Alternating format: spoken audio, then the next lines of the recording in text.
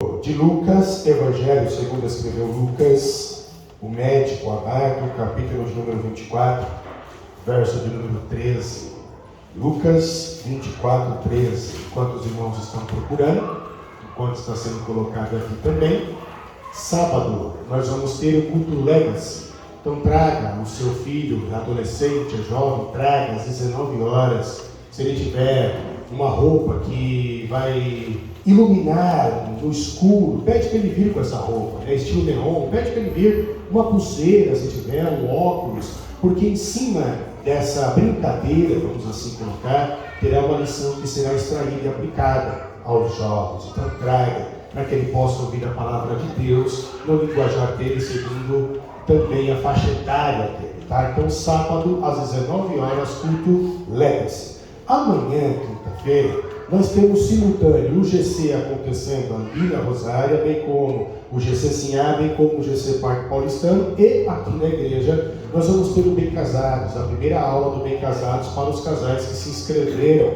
Nós já sabemos que é um departamento fechado, um grupo fechado, porque nós não temos padrinhos e também não temos um espaço hábil para abordar para todos. Então, é um número limitado. Então, simultâneo, GC e Bem Casados. E domingo estaremos aqui. Aí você fala, pastor, domingo é Dia das Mães, vai ter mesmo assim escola de transferência e batismo? Sim. Sim, porque a escola de transferência e batismo termina 12:30. Então você saiu daqui 12:30, dá para você almoçar tranquilo com a sua mãe ainda e passar a tarde com ela. Então nós não vamos cancelar escola de transferência nem escola de batismo. Mas claro, você é livre. Se você achar que deve não vir nessa aula, não tem problema. Você é livre em Cristo Jesus. Mas a igreja vai continuar com a aula de batismo e escola de transferência. Ok? Lucas, capítulo de número 24, verso de número 13. Assim diz as Sagradas Escrituras. E eis que no mesmo dia iam dois deles para uma aldeia que distava de Jerusalém 60 estádios, cujo nome era Emaús. E iam falando entre si de tudo o que havia acontecido. E sucedeu que, indo eles falando entre si e fazendo perguntas um ao outro, o mesmo Jesus se aproximou e ia com eles, mas os olhos deles estavam como que fechados, cerrados, para que não o conhecessem. E ele lhes disse: que palavras são essas que, caminhando, trocai entre vós? E por que estáis tristes? Pai Santo, estamos diante da Tua Palavra, assim como estávamos diante da Tua Palavra cantada, onde o Senhor ministrou os nossos corações, e sim, de fato, ainda há lenha que o Senhor possa queimar nesses últimos dias, nesses últimos tempos, que o Senhor possa queimar. Te pedimos que possamos ser lenhas vivas, que o Senhor possa queimar para exalar o Teu cheiro e inundar e queimar a atmosfera por onde nós passarmos. Pedimos ao Senhor no nome do Cristo, para que assim como o Senhor tem falado através do cântico, fale conosco através da Tua palavra falada, que Teu Espírito Santo abra o nosso entendimento para que possamos entender, compreender e praticar o que o Senhor tem nos ensinado aqui neste recinto, nessa comunidade cristã. Pedimos ao Senhor também, ó Pai, que enquanto nós estivermos refletindo sobre a Tua palavra, que o Senhor tenha liberdade para derramar o bálsamo que cura a alma, que cura o espírito, que cura as doenças físicas, que o Senhor possa curar cada um dos meus irmãos, inclusive aquelas doenças emocionais, que o Senhor possa ir lá e arrancar, enquanto nós estivermos aqui meditando sobre a Tua palavra. É o que te peço, no nome santo do Cristo. Amém e amém. Queridos, para você que nos visita a primeira vez, na quarta-feira nós sempre falamos sobre fé, culto, fé. E algumas quartas-feiras nós temos refletido sobre crise de fé. E todas as vezes que eu subi aqui nas quartas-feiras, eu falei e abordei o tema crise de fé, e nós estamos falando dentro disso. Por esse motivo eu cheguei a confessar, em algumas quartas-feiras passadas, eu fiz um confessionário, eu confessei aos irmãos que se existe um capítulo que eu tenho por estima na Bíblia Sagrada, é o capítulo de número 24 de Lucas. Eu me identifico com esse capítulo, justamente pelo fato de encontrar nesses dois discípulos similaridades em relação à minha vida, não posso falar pela tua, mas acredito eu que esses dois discípulos que estão andando no caminho de Emaús, eles estão numa peregrinação de fé, eles estão em um caminho de cristão, eles estão no discipulado do Cristo. Então eu acredito que esses mesmos dois homens, eles são um arquétipo, uma figura de todo e qualquer discípulo de Jesus, que também está numa trajetória, numa peregrinação de fé. E do mesmo jeito que esses dois homens, acredito eu, que assim como esses dois homens, os cristãos de um modo geral, em um determinado momento de sua peregrinação, vai sim passar pelo que chamamos de crise de fé. Por esse motivo, o capítulo de número 24 de Lucas, para mim, tem muito significado. Para mim, ele é prismático. Para mim, ele é singular. Porque eu me identifico, eu me encontro. Posso confessar também aos irmãos que passo muito tempo com esses dois discípulos, caminhando com eles nessa peregrinação, e diria que aprendo com esses dois discípulos. E nesse capítulo, apesar de nós termos falado já sobre algumas coisas relacionadas à crise de fé em cima desses dois homens, eu ainda consigo perceber algo nesses dois homens, porque nós já falamos aqui nas quartas-feiras passadas acerca de 4 temas que envolvem a crise de fé, e hoje seria o 5º tema, a 5ª explanação, a 5ª reflexão sobre esse tema, crise de fé. E eu encontro ainda um outro algo, eu percebo ainda um outro algo, e o que eu percebo é que esses homens estão trilhando, estão caminhando, e eles estão amargurados. São homens que estão vivendo a amargura. Logo, uma crise de fé provocada pela amargura. Mas quando falamos sobre a amargura não é um elemento que ela acontece de uma hora para outra. Acredito que existe uma trajetória. Como, por exemplo, quando você fala de um sucesso de um determinado camarada, e você vê a casa que ele tem, você vê o carro que ele tem, para algumas pessoas, elas vão dizer que é sorte. Então ele tem sorte, ele nasceu num berço de ouro, ele nasceu virado para a lua, não sei, essas superstições que nós temos é sorte. Mas na verdade hoje houve toda uma trajetória de esforço, de conquista, de luta, de vencer obstáculos para poder chegar onde chegou e para poder ter o que tem. Então é a mesma coisa aqui. Quando nós falamos sobre a amargura ela não é um elemento que acontece de uma hora para outra. Existe uma trajetória. No caso desses dois homens que me representam, esses dois homens no caminho para Emaús, nós vamos ver que tudo começou com uma ideia que eles criaram acerca de Deus, que não era Deus. Tudo começou desse jeito. E quando eles criaram uma ideia acerca de Deus que não era Deus, se frustraram e por esse motivo entraram em crise de fé. O segundo passo para estar na crise de fé, para quem tem acompanhado já as nossas reflexões das quartas-feiras, eles entraram na incoerência. A incoerência trouxe a desistência, o terceiro passo. E o 4º passo que a desistência trouxe seria o vazio. E sim, só após o vazio, o silêncio de Deus, essa sensação de que Deus está distante, que eu estou longe de Deus, esse vazio, é Ele que traz o que eu e você conhecemos como amargura. Tanto que, no verso de número 17, Jesus olha para esses homens e diz: que palavras são essas que, caminhando, vocês estão trocando entre vocês aí? E por que vocês estão amargurados? Por que vocês estão tristes? Perceba que Jesus está falando no plural, o que me leva a pensar e a concluir que esses dois homens tinham uma tristeza, uma frustração, uma decepção, uma amargura que era compartilhada entre eles, porque às vezes na nossa peregrinação, e a Bíblia diz que não é bom que o homem caminhe só, não é bom que o homem viva só. É por isso que tem a ajudadora, a mulher, no que diz respeito ao casamento. Mas quando falamos também de amizade, você vai ver que o próprio Cristo falou que é necessário ir em dois. E ele mantém mandou os discípulos de dois em dois, porque se um cair, diz a Bíblia, o outro levanta. Mas não é isso que acontece aqui em Lucas 24. Quando lemos Lucas 24, no verso número 17, Jesus deixa claro que essa amargura ela era compartilhada. Então não adiantava o discípulo X tentar ajudar o discípulo Y, porque ambos estavam na mesma situação, ambos estavam no mesmo patamar, ambos estavam no mesmo buraco. Então não dava para um ajudar o outro, porque os dois estavam sentindo e vivenciando a mesma coisa. Por esse motivo, não tinha como ajudar. Então era uma amargura que era compartilhada. Então surge a pergunta: como é que podemos definir amargura?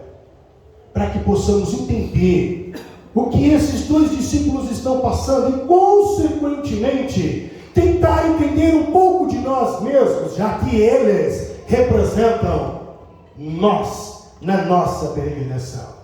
Como é que eu posso tentar definir amargura para compreender eles e automaticamente compreender a mim quando eu passar pela mesma crise de fé?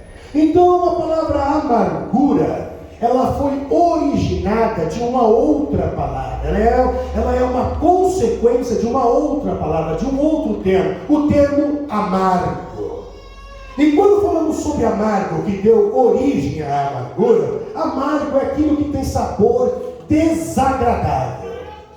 E isso me traz à memória um episódio. Eu gosto de comer coisas diferentes. Então, se vamos num restaurante, eu vou pedir aquilo que eu não sou habituado a comer. Eu não vou comer arroz. Eu não vou comer feijão. Eu vou comer o que tem no cardápio, que é diferente, porque as mesmas coisas eu como em casa. Aí, os meus filhos acharam um restaurante que tinha lamen. O lamen é como um miojo, é um macarrão oriental. E eles queriam ir lá nesse restaurante comer lamen.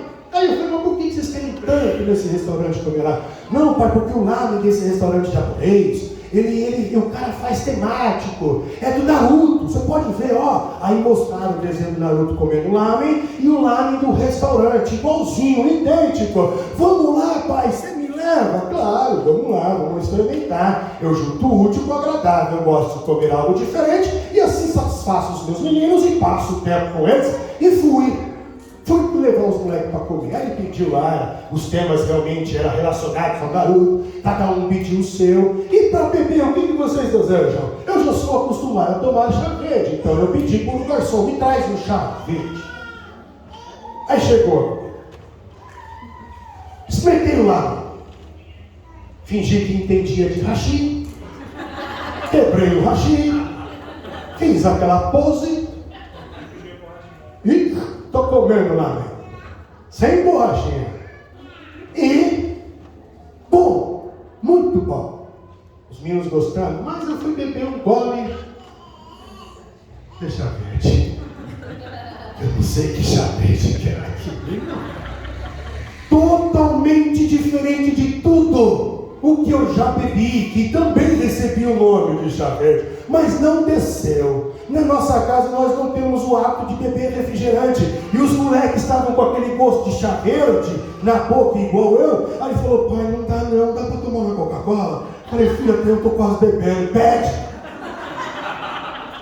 De tão desagradável que era o gosto, a amargura é sinônimo de sabor desagradável. Se nós fôssemos colocar isso na vida, na peregrinação, naqueles dois discípulos no caminho de Emaús, e fôssemos trazer para a gente, nós vamos ver que aquele momento que nós passamos em nossa vida, que estamos tentando empurrar aquilo que está entalado e não tem um sabor agradável, é desagradável, fica embarcado, fica preso. O que seria a amargura? A amargura vem de amargo, e amargo é aquilo que é penoso. Penoso é aquilo que é trabalhoso. Penoso é aquilo que é sofrimento. Tem que imaginar você viajar para um determinado local, aí a mulher resolve falar assim: olha, tem uma cachoeira a 3 quilômetros daqui, só que é uma trilha. Aí você vai na trilha, e é um terreno totalmente totalmente osciloso, um terreno que não é linear, não é asfáltico, é um negócio dificultoso, cheio de planta para lá, planta para cá, aqueles pernilongos que parecem mais um pterodáctilo, um dinossauro, um negócio enorme que começa a te picar e você começa a ficar com aquele calor, o obstáculo para poder chegar até a cachoeira. Isso é penoso. Em outras palavras, penoso da ideia de ingratidão é como se você trabalhasse muito e recebesse pouco. Se identificou? Isso é penoso. Você trabalha demais, você ganha pouco. Isso seria sofrimento, seria penoso. O que seria a amargura? É aquilo que é triste. E a tristeza, ela tem um poder diferente. A tristeza, ela tem o poder de te colocar para baixo. E esse poder de te colocar para baixo, essa tristeza, ela faz com que você não ligue para as pessoas. Você evita pessoas, é o poder da tristeza. E não só você evita a pessoa, como você evita a si mesmo, você nem se cuida. Se você não vai trabalhar quando você está triste, nem o pijama você tira. Se você não vai trabalhar quando você está triste, nem os dentes você escova. Se você não vai trabalhar quando você está triste, você que estava deitado na cama, que demorou para levantar, agora você só muda de lugar, você vai para a sala e continua deitado, só que agora no sofá. Porque você está triste. A tristeza tem um poder de te colocar para baixo. Ela faz com que você quebre os relacionamentos, você deixa de ligar para os outros, você não responde o WhatsApp, e também você deixa de cuidar de si mesmo. Isso é amargura, é tristeza. Amargura que vem de amargo é aquilo que é desgostoso. Do mesmo jeito que é um sabor desagradável, você tem que empurrar aquilo, ao mesmo tempo é desgostoso. Em outras palavras, perdeu o sabor. Se fôssemos levar isso para o contexto de vida, seria sinônimo de perder o sentido. Em outras palavras, não tem mais por que eu ir naquela igreja. Não tem mais por que eu comer aquilo. Não preciso mais me relacionar com o fulano. Para que eu vou falar mais? Não há mais necessidade. Perdeu o sabor, perdeu o tempero, ficou desgostoso, não há mais sentido. Tudo isso é sinônimo, ou é na essência, o que você e eu conhecemos como amargura. E os discípulos estavam vivendo. Se fôssemos tentar simplificar esses significados, eu diria para você que amargura é que nem uma noite ruim. Você que tem filho como eu, sabe que parece que as crianças só ficam doentes à noite. No outro dia você tem que estar 6 horas no serviço. E quando você tem o seu filho que está doente à noite, a noite não passa. As horas parecem intermináveis, parece que é eterno. O horário noturno. Do mesmo jeito que parece que o nosso estômago só fica ruim à noite. E você passa a noite inteira sentado, com aquele embrulhar. Aí sabe que hora que você consegue colocar para fora? 6 horas, na hora que o relógio desperta. Noite ruim, que provoca medo, que provoca sensibilidade, passa logo, vai embora logo. A amargura é justamente esse sentimento. Nós gostaríamos que ela fosse embora logo. Esse sentimento de tristeza, de frustração, de desgosto, de tristeza, tudo isso eu quero que passe, mas parece que não passa. Era assim que os discípulos estavam caminhando no caminho de Emaús, amargurados. Quando nós falamos de amargura, nós vamos encontrar na amargura, inclusive, uma consequência, que eu diria que é tão grande, tão nociva quanto a própria amargura. Mas a amargura traz uma consequência. Sabemos que a amargura não vem de supetão. Houve uma trajetória, e nós vimos qual é a trajetória da amargura, principalmente no que diz respeito à crise de fé. Conhecemos, temos conversado isso aqui. mas ela tem uma consequência. A consequência da amargura é o que você e eu conhecemos como frieza. A amargura nos deixa frio. Aquela pessoa que vive uma crise de fé provocada pela amargura, ela vai se tornando frio em suas análises. E quando eu falo de estar frio em suas análises, eu refiro-me que essa pessoa que está passando por uma crise de fé provocada pela amargura é uma pessoa que está perdendo, infelizmente, a capacidade dos afetos. Ela não afeta mais ninguém e ela também não é afetada mais por ninguém. O sofrimento de uma pessoa não a constrange. O sofrimento de uma pessoa não a toca. Ela não consegue se sensibilizar pela dor do outro. Na verdade, a pessoa que se torna frio, eu diria que se torna desumano, ao ponto de sentir prazer na desgraça do outro, na dor do outro. Consegue ver a dor do outro e não fazer nada, não sentir nada. Uma pessoa que está passando por crise de fé, provocada pela amargura, que se torna frio, a frieza o leva ao rancor. E o que é o rancor? Rancor nada mais é do que a ira, a revolta, que não vai embora. Sempre está lá. Eu não sei se você já viu aquele tipo de pessoa, por exemplo, que é rancorosa, mas não admite, às vezes as pessoas não percebem. Mas aquela pessoa que é assim. Você falou o nome de fulano de tal do lado dela, ela fica endemoniada.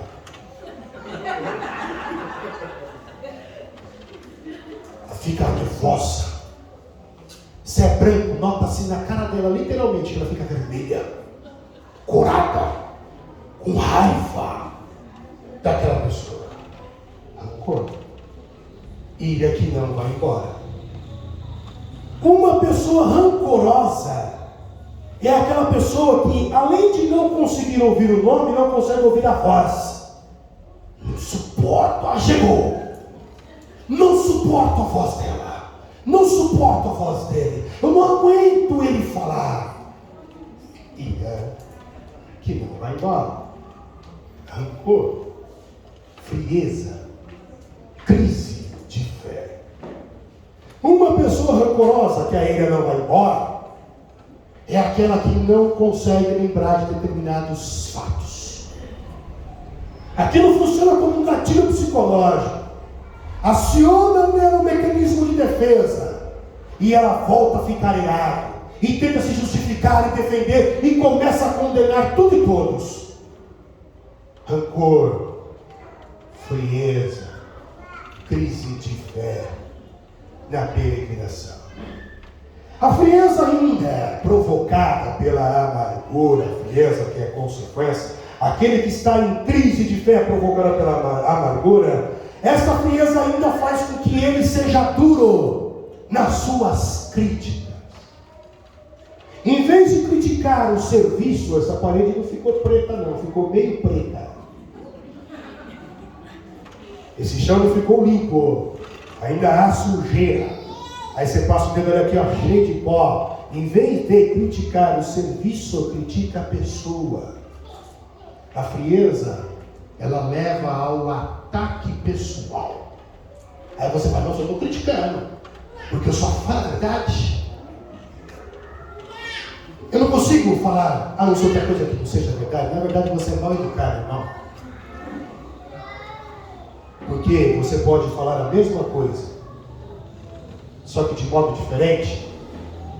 Porque não é o que se fala, é como se fala.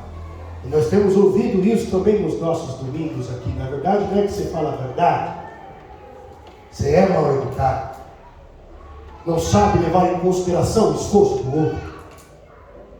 E quem está nesse rancor, quem está nessa frieza provocada pela crise de fé, da amargura, leva a crítica para o ataque pessoal, aí se torna uma ofensa. E você não quer que o outro se defenda, porque você está falando a verdade, mas ele vai se defender. Aí o conflito está armado. A pessoa que passa por crise de fé, provocada pela amargura, onde gera frieza, é aquela pessoa que é intolerante com aqueles que não estão em crise. É mais ou menos assim. Fulano que não está em crise está dando risada aqui. Aí ele chega para cá, está rindo de novo. Para quê? Dá tanta risada. Será que é feliz assim mesmo? Não consegue sentir felicidade, alegria com o contentamento do outro. Não consegue sentir felicidade e alegria com a bênção do outro. Não consegue sentir felicidade e alegria com a alegria do outro. Porque ele está rancoroso. Ele começa a questionar. Isso é verdadeiro mesmo? É feliz mesmo? Está alegre mesmo? É tudo isso? Para que tudo isso? A vida não é tão feliz assim não. Não tem muita coisa. Bom dia não é só para você. Não consegue ver beleza na vida. Por quê? Está rancoroso. Por quê? Está frio. Por quê? Está amargurado. Por quê? Está passando por uma crise de fé. Crise de fé. Amargura.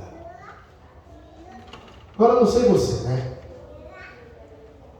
Te confessei que eu passo horas meditando. Quando eu passo horas, irmão, vocês viram que eu estou sentado, tá? Com a Bíblia aberta ali, eu não tenho esse tempo. Porque eu passo horas enquanto eu estou vivendo o meu dia, o meu corre, a minha vida louca. A minha mente está pensando nessas possibilidades, nessas coisas. E eu não sei você, mas eu perguntei ao Deus: como sair da crise de fé provocada pela amargura? Não sei se você se perguntou isso. Você está me ouvindo? Não sei se isso passou pela tua cabeça, mas eu perguntei ao Deus: como sair da crise de fé provocada pela amargura? E é por isso que eu considero Lucas 24 o meu parceiro de caminhada. Esses dois discípulos, meus parceiros de caminhada, porque eles me ensinam, e eles mostram, eles revelam, e me dão passos de como eu posso tentar sair desse buraco de crise de fé. E a primeira coisa que eu vejo para poder sair, o primeiro passo está no verso 14 e no verso de número 15, e eu gostaria que você e eu, nós pudéssemos fazer menção. Verso de número 14 e verso de número 15, diz assim a Sagradas Escrituras: e iam falando entre si de tudo aquilo que havia sucedido. Eu quero repetir esta frase. E iam falando entre si de tudo aquilo que havia sucedido. E aconteceu o quê? Indo eles falando entre si, e fazendo perguntas um ao outro, o mesmo Jesus se aproximou e ia com eles. Primeiro passo que eu encontro para você e eu sairmos dessa crise de fé provocada pela amargura: falar menos de Jesus e falar mais com Jesus. Porque crente é isso aí. Ele posta coisa de Deus, de Jesus, vai se reunir para um almoço, é só assunto de igreja. Não vem falar que eu estou mentindo, que tu sabe que é verdade. As nossas festas só estão envolvidas com isso. A gente fala muito de Deus nos nossos grupos. A gente fala muito de Deus. Só que parece que nos esquecemos de falar um pouco com Deus. E quando você olha para o texto, lê aí depois Lucas 24, a partir do verso 13, tu vai ver que eles estão falando entre eles, como nós lemos, estão conversando entre eles. Jesus chegou, Jesus está na crise de fé com eles, está caminhando com eles, os caras não param de falar de Deus, e Deus está caminhando do lado. Aí Deus tem que chamar a tua atenção. O que vocês estão conversando aí? Fazer uma pergunta, trazer você para cá. Você está aqui do meu lado, Jesus? Eu nem percebi. Aí esses camaradas, eles começam a mudar o papo. O papo agora não é mais acerca de Deus, o papo agora é com Deus. Se você ler aí, você vai ver os versículos que eles começam a falar com Deus. Verso de número 18, eles estão falando com Jesus. Verso de número 19, verso de número 20, verso de número 21, verso de número 22, verso de número 23 e verso de número 24. O chamado Cleopas e o outro estão conversando com Deus. Enquanto a conversa é entre crente, há laços de amargura.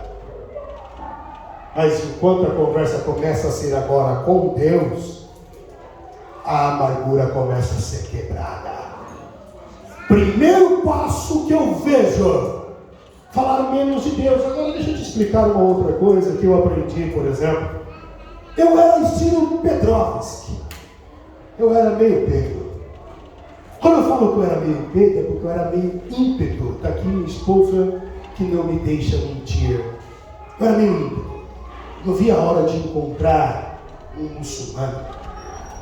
Eu não via a hora de encontrar um católico, um espírita.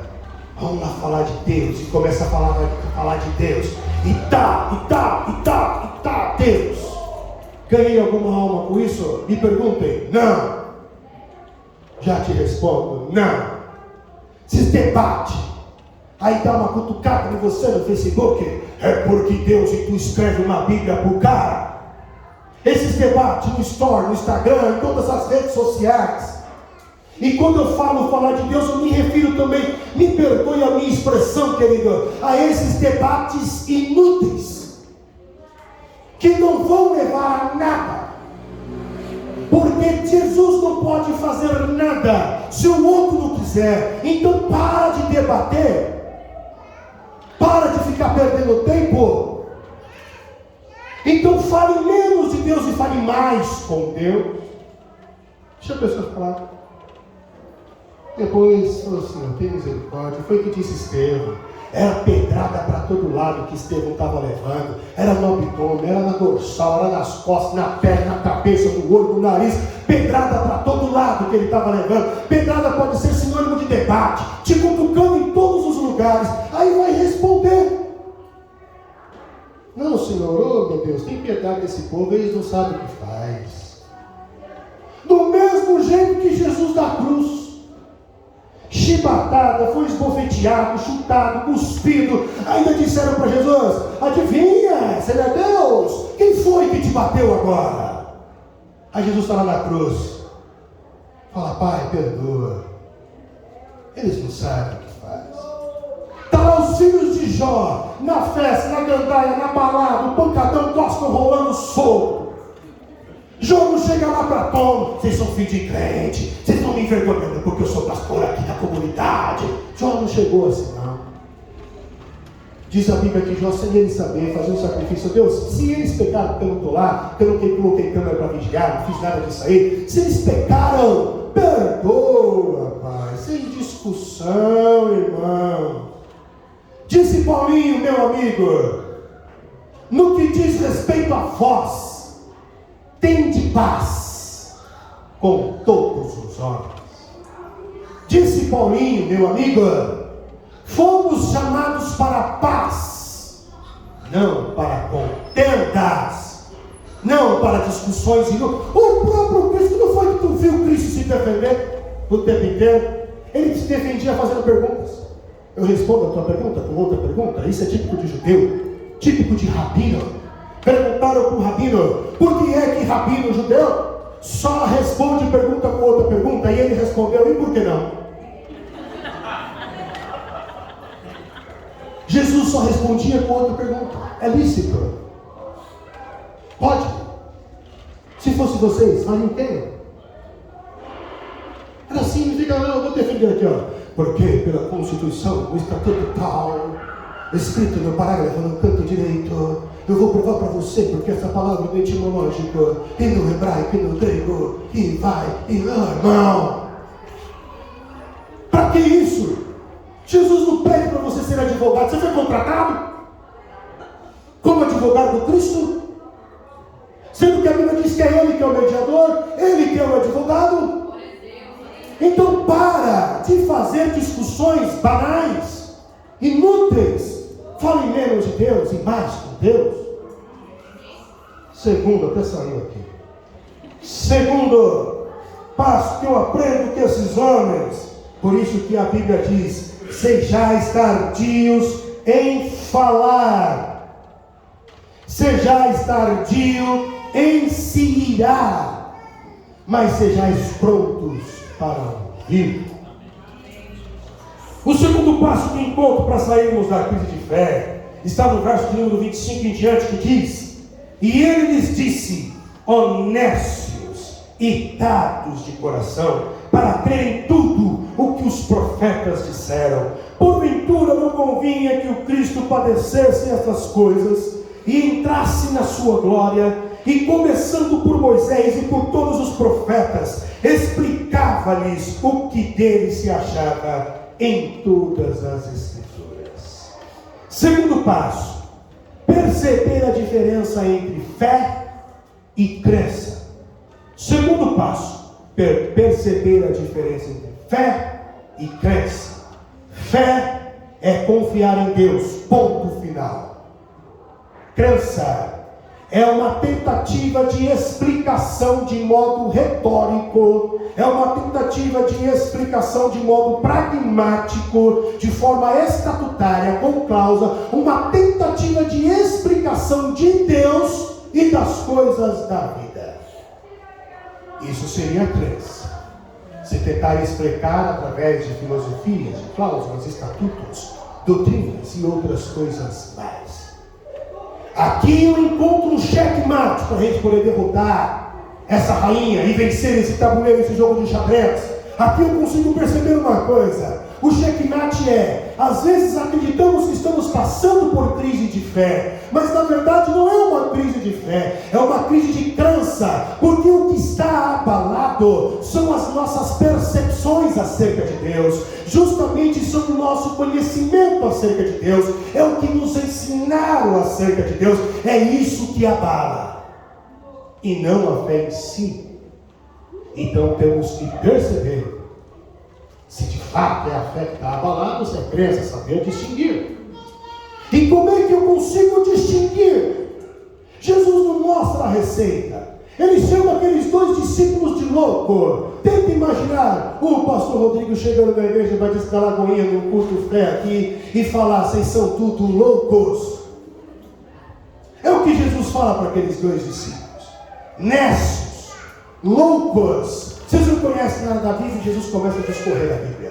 Como é que eu consigo interpretar o que a fé é ou crença? Eu consigo conhecer a Deus de forma plena, ou melhor, lendo as Sagradas Escrituras, porque eu aprendo com esses discípulos que um verdadeiro discípulo de Jesus, ele não vai ter uma fé fundamentalizada em experiências, ele não vai ter uma fé fundamentalizada em sentidos, ele não vai ter uma fé fundamentalizada em filosofias ou dogmas. O verdadeiro discípulo de Jesus, ele tem a sua fé fundamentalizada na palavra revelada. Por isso Jesus traz a palavra revelada. Nada e ninguém substitui a Bíblia. Nada. Por isso que eu te aconselho como pastor, volte-se para a Bíblia. Volte-se para a Bíblia. Larga o Instagram. Vai lá naquele tempo médio do teu celular para tu ver quanto tempo tu fica no WhatsApp, no Instagram, no Facebook. Tempo que você poderia ter dedicado à leitura de 2, 3, 4 capítulos da Bíblia Sagrada. Por que existem muitos crentes fracos, ludibriados pelas fábulas e intrigas deste mundo? Porque não conhece o Deus que serve. E por que não conhece o Deus que serve? Porque está fundamentalizado em experiências, sentidos ou filosofias, em grandes oratórias e retóricas, em grandes homiléticas e hermenêuticas. Não está fundamentalizado no Cristo e na sua palavra revelada. Não está. Por isso entra na crise. Por isso fica amargurado. isso há tantos problemas dentro da igreja. Às vezes eu fico vendo aqui muitas coisas que acontecem e chega em mim, aconteceu isso no departamento tal, aconteceu isso no departamento tal. Por que esse povo não vai ler a Bíblia? Em vez de ficar arrumando confusão. Por quê? Por que esse povo não vai orar? Por que esse povo não deixa isso para lá, essas picuinhas banais? Aí tem que ficar apagando foguinho de beringuinha, de fósforo. Pelo amor de Deus, vai ler a Bíblia, volte-se a palavra, vamos ser crente, e tem por isso que não adianta orar para o avivamento. O avivamento só vem mediante a palavra pregada. É só através da palavra pregada, ouvindo e praticando a palavra, sendo a palavra, que você vai receber o avivamento de Deus. Deus não faz mágica. Eu já falei isso para os irmãos. Eu acredito que é isso aí. Porque quando nós falamos da palavra, é a palavra, por exemplo, que ela traz vida. O louvor já pode subir, porque eu estou terminando. É a palavra que traz vida. Aqueles discípulos estavam mortos naquela peregrinação. Quando Jesus começa a pregar a palavra, o que acontece com eles? Eles voltam a ter vida. A palavra ela traz paz. Aqueles discípulos estavam atormentados. Agora, com a palavra pregada por Jesus, aquele discípulo tem paz, tem tranquilidade na alma. É a palavra que traz avivamento. Aqueles discípulos estavam frios, rancorosos, amargurados. A palavra trouxe avivamento e eles voltam de novo para Jerusalém depois que eles pararam, que Jesus serve a ceia. A Bíblia diz que eles retornaram pelo caminho que eles tinham iniciado. É a palavra que é luz. Luz para os meus caminhos é a tua palavra. Aqueles discípulos estavam trilhando em trevas e a palavra trouxe luz. Então eu oro para que Deus tenha misericórdia da minha vida. Eu oro para que Deus tenha misericórdia da tua vida. Eu oro para que Deus tenha misericórdia da igreja do Brasil. Eu oro para que Deus tenha misericórdia, para que essas raízes de amargura sejam quebradas, para que você, para que eu, para que nós possamos ser curados em nome de Jesus. Eu oro para que percebamos que Cristo está andando do nosso lado. Ele está andando na crise, mas a gente perde muito tempo falando dele, em vez de falar com ele. Ele é o autor e o consumador da nossa fé. É ele. Eu oro para que Jesus restaure-nos, para que possamos nos voltar à palavra. A Bíblia ambulante. Seria uma Bíblia ambulante, porque ter diferentes tipos de Bíblia é muito bonito, mas não usar nenhuma não adianta nada. Então voltemos para a Bíblia. Que Deus os abençoe.